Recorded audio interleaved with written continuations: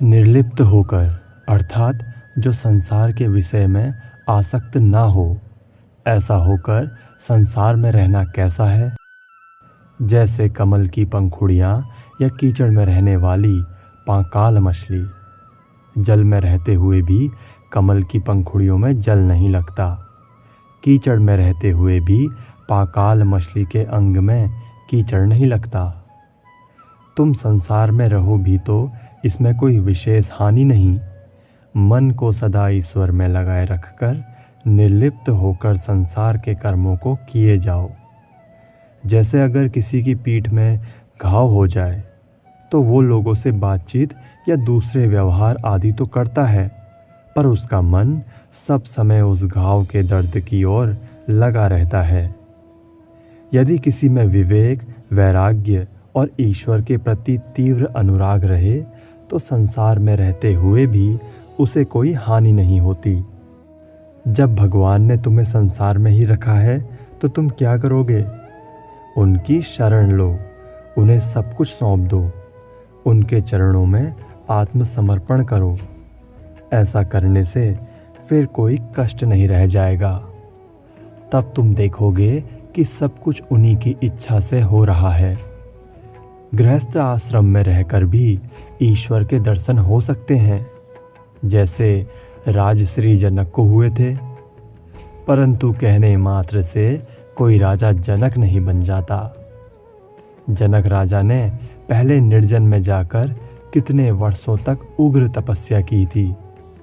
गृहस्थों को बीच बीच में कम से कम 3 ही दिनों के लिए निर्जन में जाकर ईश्वर दर्शन के लिए प्रार्थना करनी चाहिए।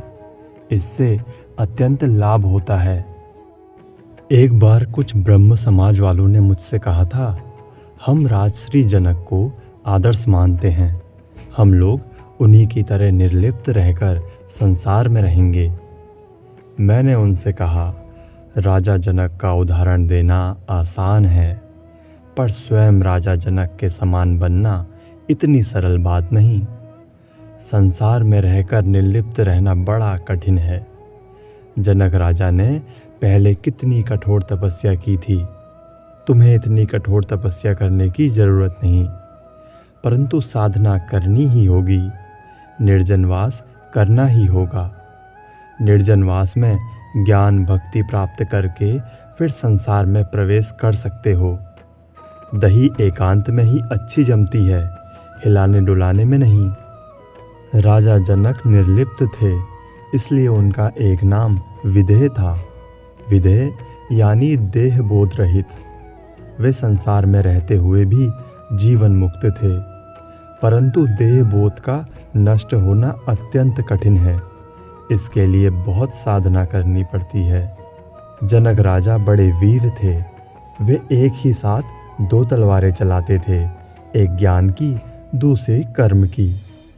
संसारी लोग हमेशा राजा जनक का उदाहरण देते हुए कहते हैं, जनक राजा ने संसार में रहकर ज्ञान प्राप्त किया था, परंतु समूची मानव जाति के इतिहास में जनक राजा जैसा दूसरा कोई भी उदाहरण नहीं मिलता। जनक राजा की बात अपवादात्मक है। साधारण नियम तो यही है कि कामिनी कांचन का त्याग किए बिना ज्ञान लाभ नहीं होता। स्वयं को जनक राजा मत समझ बैठो। कितनी शताब्दियां बीत गई पर जगत में दूसरा जनक राजा नहीं हुआ। तुम यदि संसार में निर्लिप्त भाव से रहना चाहो तो पहले तुम्हें निर्जन में रहकर साधना करनी चाहिए। निर्जन में जाना जरूरी है। 1 साल के लिए, 6 महीने के लिए, 1 महीने के लिए या कम से कम 12 ही दिनों के लिए सही। एकांत में रहते हुए ईश्वर का आंतरिकता के साथ ध्यान चिंतन करना चाहिए। ज्ञान भक्ति के लिए प्रार्थना करनी चाहिए। मन ही मन विचार करना चाहिए, इस संसार में मेरा कोई नहीं है। जिन्हें मैं अपना समझता हूँ वे 2 दिन के लिए हैं।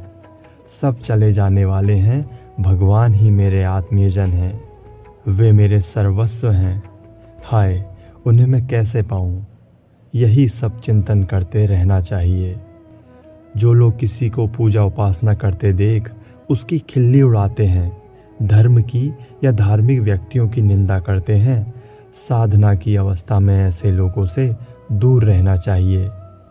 यदि तुम हाथ में तेल लगाकर कच्चे कटहल को काटो तो तुम्हारे हाथ में उसका दूध नहीं चिपकेगा। इसी तरह यदि ब्रह्म ज्ञान लाभ कर लेने के बाद संसार में रहो तो तुम्हें कामिनी कांचन की बाधा नहीं होगी। जहाज में कंपास का कांटा सदा उत्तर की ओर रहता है, इसलिए जहाज की दिशा में भूल नहीं होती। इसी प्रकार यदि मनुष्य का मन भी सदा ईश्वर की ओर रहे तो उसे संसार सागर में दिशा चूकने का भय नहीं रहता।